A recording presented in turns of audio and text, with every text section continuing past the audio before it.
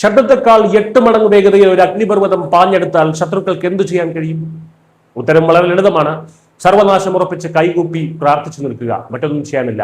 ഇന്ത്യയുടെ പുതിയ ഹൈപ്പർസോണിക് ബ്രഹ്മോസ് 2 മിസൈലിന്റെ വിവരങ്ങൾ പുറത്തു വരുമ്പോൾ പാകിസ്ഥാനും ചൈനയും അനുഭവിക്കുന്ന ഭയം ഇതാണ്. അതിർത്തിയിൽ നിന്ന് തൊടുത്താൽ വെറും 4 മിനിറ്റിനുള്ളിൽ കറാച്ചിയുടെ മാറുപിളർക്കാൻ പോന്ന ആർക്കും തടയാനാകാത്ത അതിശക്തമായ ഇന്ത്യയുടെ സർവനാശകനായ അസ്ത്രം അണിയറയിൽ ഒരുങ്ങിക്കഴിഞ്ഞു.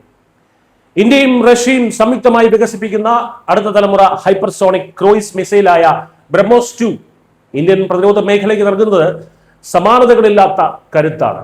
മാക് 8, അതായത് ശബ്ദത്തെക്കാൾ 8 ഇരട്ടി വേഗതയിലാണ് ഈ മിസൈൽ കുതിച്ചു പായുക.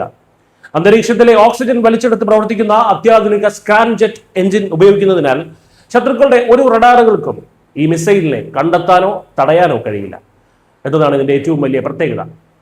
ആദ്യകാല ബ്രഹ്മോസ് മിസൈലുകൾക്ക് 300 കിലോമീറ്റർ ആയിരുന്നു പരിധിയെങ്കിൽ ഇന്ത്യ മിസൈൽ ടെക്നോളജി കൺട്രോൾ റെജിമിൽ അംഗമായതോടെ പുതിയ മിസൈലിന്റെ ദൂരപരിധി 1500 കിലോമീറ്റർ വരെയായി ഉയർന്നു. തദ്ദേശീയ നാവിഗേഷൻ സംവിധാനവും സാറ്റലൈറ്റ് ഗൈഡൻസും ഉള്ളതുകൊണ്ട് ഏതാനും മീറ്ററുകളുടെ കൃത്യതയിൽ ഇതിന് ലക്ഷ്യം ഭേദിക്കാം.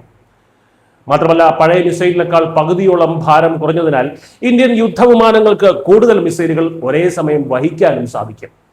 കര, നാവിക, വ്യോമ സേനകൾക്ക് ഒരുപോലെ ഉപയോഗിക്കാൻ സാധിക്കുന്ന ഈ മിസൈൽ റഷ്യയുടെ അത്യാധുനിക സിർക്കോൺ സാങ്കേതിക വിദ്യ കൂടി പ്രയോജനപ്പെടുത്തിയാണ് വികസിപ്പിക്കുന്നത്.